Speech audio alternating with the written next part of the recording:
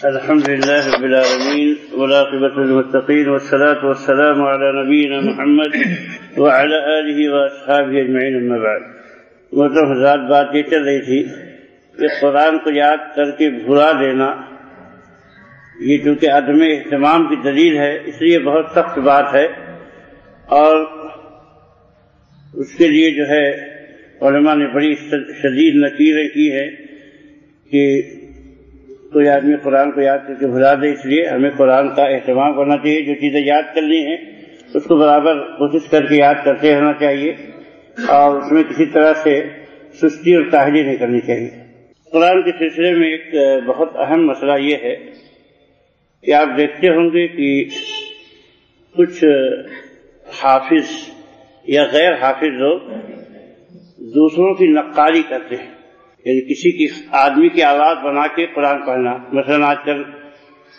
بڑے قاری ہیں، سدیس صاحب، شرین صاحب،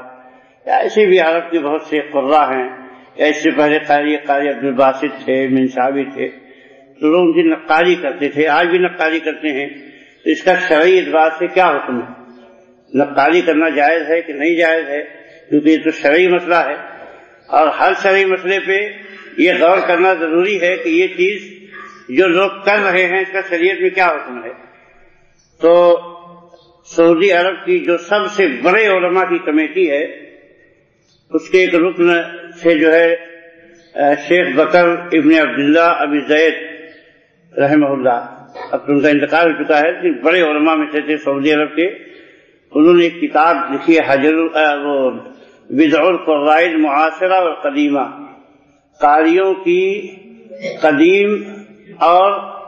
موجودہ زمانے کی بدعتیں۔ تو اس میں ایک بات انہوں نے یہ بھی ذکر کی ہے کہ جان لیجئے کہ ہمارے زمانے میں ایک عجیب صورتحال بعض قاریوں کے یہاں پیدا ہو گئی ہے کہ انہوں نے جو ہے پسندیدگی اور لذت حاصل کرنے کے لیے تقلید اور نقالی کا طریقہ اختیار کر لیا ہے، اور اداروں میں طلباء کو بھی اس کی تلقین کی جاتی ہے، پھر یہ عادت چل پڑی ہے، اور یہ ایک عام صورتحال بن گئی ہے کہ لوگ نقالی کرتے ہیں اور آواز کی تقلید کرتے ہیں۔ ہر آدمی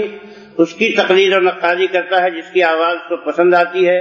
اور انہوں نے تقلید سے محرابوں کو آباد کیا،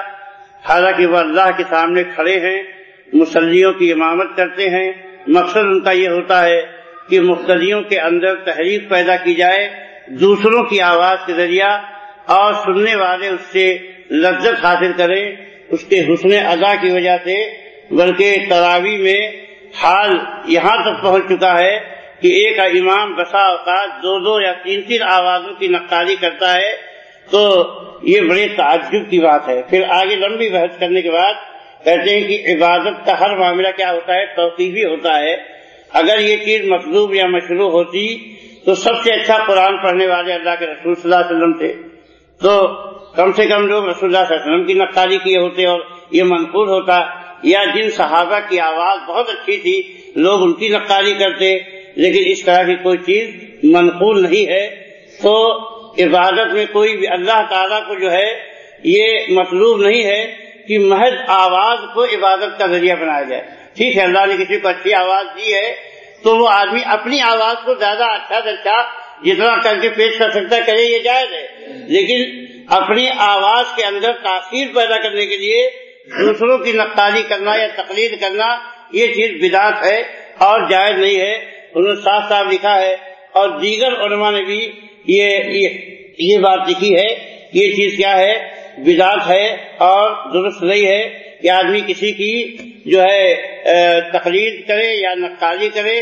تو میرے بھائی بعض لوگ جو سلیکشن میں اس بات کو مد نظر رکھتے ہیں کہ قاری جو ہے سدیس کی آواز میں پڑھتا ہو یا شعیب کی آواز میں پڑھتا ہو یا دو تین قاریوں کی نقالی کرتا ہو، اس کو بہت اچھی چیز سمجھتے ہیں، تو ان کو یہ شرعی مسئلہ معلوم کر دینا چاہیے۔ یہ چیز اللہ کو مطلوب نہیں ہے، اور محض آواز کی وجہ سے جو ہے کسی آدمی کا نقالی کو سلیکشن کرنا یہ چیز بھی صحیح نہیں ہے، اور نقالی کرنا بتاتے خود چونکہ بدعت ہے، یہ عمل صحیح نہیں ہے، اس لیے اسے گریز کرنا چاہیے۔ لکھتے ہیں کہ اس سے جو ہے فتنے تقلید سے بہت سے فتنے پیدا ہوتے ہیں، ایک تو یہ ہے کہ آواز کا عشق کیا ہے، یہ صوفیوں کی جو ہے متروکہ بدعت ہے جس کو لوگ زندہ کر رہے ہیں، یعنی آواز سے محبت کرنا۔ اسی پر آپ قیاس کر لیجئے کہ جلسوں میں جو نعت وات پڑھنے کا رواج چلا ہے، نظم پڑھنے کا، یہ سب کیا ہے؟ یہ طریقہ جو ہے سلف کا نہیں رہا ہے کہ ہر جلسے میں آپ نعت پڑھوائیے، نظم پڑھوائیے آواز کے ذریعہ، بلکہ اب تو اس کے لیے دور دور سے لوگ بلائے جاتے ہیں، پڑھنے والے ان کو باقاعدہ کرایہ بھاڑ دے کے بلایا جاتا ہے۔ ایسے ہی جو دیکھ لیجئے کہ تقریر میں اللہ کے نبی صلی اللہ علیہ وسلم کا ایک معمول یہ تھا کہ آپ جب خطبہ دیتے یا تقریر کرتے تو آپ کی آواز بلند ہو جاتی، گویا آپ لشکر کے ڈرانے والے ہو، کہتے کہ پکڑے گا تم کو جو ہے صبح شام کو۔ لیکن یہ کہ اللہ کے نبی نے گا گا کے خطبہ دیا ہو یا کسی صحابی نے، لیکن کیا ہے، لوگ گا گا کے جو خطبہ دیتے ہیں، تقریر کرتے ہیں، وہ بالکل لوگ کہتے ہیں جیسے کہ ہٹ ہو گئے، ایک دم چل پڑے جو ہے، اور لوگوں کے اندر مقبولیت پیدا کرنے کے لیے گانے بجانے کا طریقہ اختیار کرنا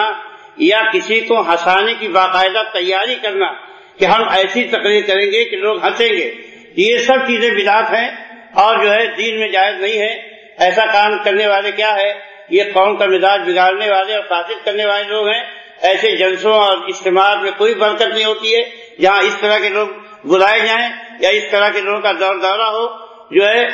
دعوت میں بھی جو ہے سنت کا طریقہ اختیار کرنا، صحابہ اور سلف کا طریقہ اختیار کرنا ضروری ہے۔ اس کے خلاف جہاں بھی کوئی کام کیا جائے گا وہ برکت ختم ہو جائے گی۔ اسی لیے جو ہے آج کل برکتیں ختم ہو جاتی ہیں، مقابلہ آرائی کا مزاج پیدا ہوتا ہے، وہ اوپر وہ نیچے، وہ آگے وہ پیچھے، یہی مزاج میں پورا ماحول جو ہے کیا ہے،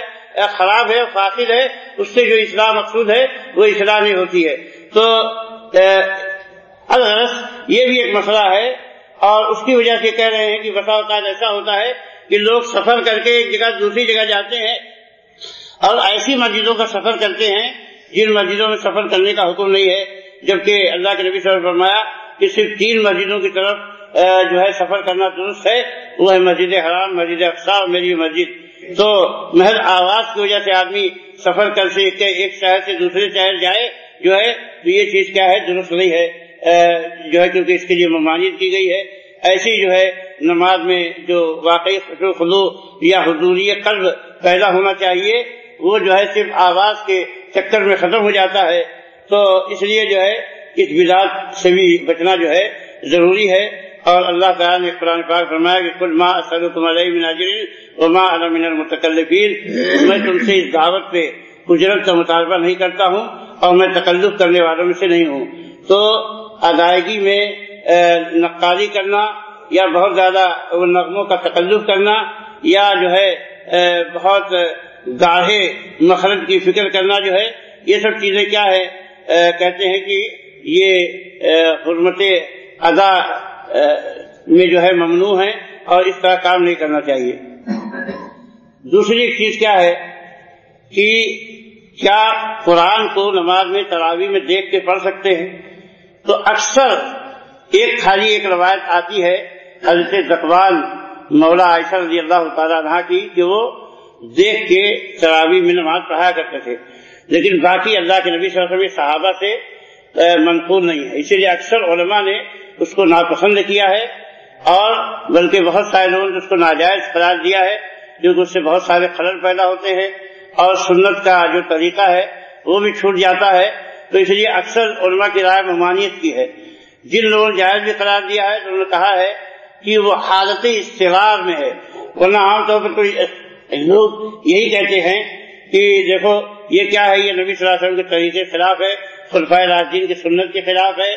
اور حفظ قرآن کا جو جذبہ ہوتا ہے اس سے وہ جذبہ مر جاتا ہے۔ اور ایسے ہی جو ہے جو حدیث میں آیا ہے کہ لیذین منکم اولو الاحلام والنہی، امام کے پیچھے جو عقل والے اور سوجھ بوجھ والے ہیں، یعنی دینی سوجھ بوجھ رکھنے والے ہیں، وہ لوگ کھڑے ہو، ہر آدمی امام کے پیچھے نہ کھڑا ہو جائے۔ تو اس سے یہ چیز بھی جو ہے متاثر ہوتی ہے، اس لیے کہ جب آدمی قرآن یاد ہی نہیں کرے گا، اس کا اہتمام نہیں کرے گا، اس کی ضرورت نہیں، ہر آدمی مصحف سے دیکھ کے پڑھنے کا بات ختم ہو جائے گی۔ ایسے ہی جو سجدے کی طرف نگاہ رکھنا ہے، اس سجدے کی طرف آدمی مصحف میں دیکھنے کی وجہ سے نگاہ نہیں رکھتا ہے، اور صفحات پلٹنے کی وجہ سے جو خشوع خضوع ہے وہ بھی ختم ہو جاتا ہے اور آدمی کا چہرہ ادھر ادھر بھی ہو جاتا ہے۔ تو اس لیے جو ہے اکثر لوگوں نے اس بات کو ناپسند کیا ہے اور بلکہ بعض لوگ تو اگر امام کے سامنے اسٹینڈ وغیرہ رکھا رہتا تھا تو اس کو اٹھا کے پھینک دیتے تھے، جو ہے جیسے حضرت سلیمان ابن حنظل وغیرہ کے بارے میں آیا ہے۔ اور ابن حزم نے تو کہا ہے کہ کسی کے لیے حلال نہیں ہے کہ وہ قرآن میں دیکھتے ہوئے جو ہے نہ فرض میں نہ نفل میں امامت کرائے، اور اگر جان بوجھ کے امامت کراتا ہے کہ یہ چیز درست نہیں ہے تو اس کی نماز اس کی بھی باطل ہو جائے گی، مقتدیوں کی بھی باطل ہو جائے گی، اور امام ابو حنیفہ رحمۃ اللہ علیہ کے یہاں نماز فاسد ہو جائے گی۔ لیکن امام احمد بن حنبل کہتے ہیں کہ اگر اضطرار کی حالت ہو اور کچھ نہ یاد ہو تو ایسی صورت میں آدمی قرآن پڑھ سکتا ہے، لیکن جیسا کہ اللہ کے نبی صلی اللہ علیہ وسلم نے ایک ہی آیت میں پوری رات پوری تہجد کی نماز میں صرف ایک ہی آیت آپ دہراتے رہے، ایسا ثابت ہے، تو کم سے کم بھی اگر کسی کو یاد ہے تو آدمی اس کو پڑھ کے اپنی تراویح پوری کر سکتا ہے۔ یہ کوئی ضروری نہیں کہ قرآن کو ختم کیا جائے یا بہت لمبا پڑھنا واجب ہو، جتنا اس کو یاد رکھنا پڑے۔ اور حافظ لوگ جو ہیں وہ جو ہے قرآن مجید کو جو ہے یاد کر کے پڑھے۔ اور دوسرا مسئلہ یہ ہے کہ جب حافظ لوگوں کے لیے تراویح پڑھانے کے لیے والوں کے لیے یہ عام لوگوں کے نزدیک یا ناجائز یا کم از کم بہتر بات نہیں ہے، مکروہ بات ہے، تو جو لوگ امام کے پیچھے کھڑے ہوتے ہیں قرآن دیکھ کے پڑھتے ہیں ان کا کیا ہے؟ یہ تو سراسر بدعت، کسی سے بھی ثابت نہیں ہے، نہ تو جو ہے نہ تو ائمہ سے یہ ثابت ہے، اور صحابہ وغیرہ تو قطعی کہیں اس کا ثبوت نہیں ملتا ہے کہ امام کے پیچھے لوگ قرآن لے کے کھڑے ہوتے ہوں۔ تو قرآن لے کے کھڑے ہونا کیا ہے؟ یہ خشوع و خضوع کی بھی منافی ہے، اور جو سنت اور جو طریقہ نبی صلی اللہ علیہ وسلم صحابہ کا رہا ہے اس کے بھی مخالف ہے۔ تو یہ تو اس کے بدعت ہونے میں منکر ہونے میں کوئی شبہ نہیں ہے، کسی کے لیے درست نہیں ہے کہ امام کے پیچھے مصحف لے کھڑا ہو اور نماز پڑھے، جو ہے بلکہ امام کی قرات سننا یہ ضروری ہے، اور امام کی قرات سنتے ہوئے خشوع و خضوع کے ساتھ آدمی نماز پڑھے۔ تو ان باتوں کا دھیان رکھنا چاہیے۔ لیکن کیا ہے، جب کہیں کوئی رواج ہو جاتا ہے تو ہمارے یہاں کیا ہے، تقلید، یعنی ایک دوسرے کو دیکھ کے چلنا۔ کسی پوچھو کہ بھائی جو ہے مثال کے طور پر جو کرسی پہ جو لوگ نماز بیٹھ کے پڑھتے ہیں تو وہ جو ہے اشارہ کرنے کے لیے ہاتھ آگے بڑھا دیتے ہیں۔ میں نے کئی لوگوں سے پوچھا کہ بھائی جو ہے اس کی کوئی دلیل ہے؟ اگر دلیل ہے تو کرنا چاہیے، کوئی حرج کی بات نہیں ہے۔ لیکن انہوں نے کہا نہیں، میں نے فلاں کو دیکھا کر رہے تو میں بھی کرنے لگا، میں نے فلاں کو دیکھا کر رہے تو میں بھی کرنے لگا۔ یہ جو فلاں کو دیکھا دیکھی کرنے والا معاملہ ہے یہ بڑا خطرناک ہے ہمارے یہاں۔ کوئی بھی مسئلہ ہو کیا اس کی تحقیق ہونی چاہیے کہ یہ چیز شریعت میں ہے کہ نہیں ہے، ہاں اس کا کیا حکم ہے، آدمی کو معلوم کرنا چاہیے، کسی کی دیکھا دیکھی نہیں کرنا چاہیے۔ جو ہے یہ سب بنیادی فرائض ہیں، نماز ہے، روزہ ہے، حج ہے، یہ سارے مسئلے جو ہے کیا ہے، جو انسان کے اوپر فرض ہے اس کے بارے میں معلومات حاصل کرنا فرض ہے کہ کیا چیز جائز ہے، کیا ناجائز ہے، کیا رکن ہے، کیا واجب ہے، کیا مستحب ہے، معلوم ہونا چاہیے۔ اللہ تعالیٰ کو دین کی سمجھ عطا فرمائے۔ اقول قولی ھذا واستغفر اللہ لی ولکم ولسائر المسلمین من کل ذنب وصلی اللہ تعالی علی نبینا محمد۔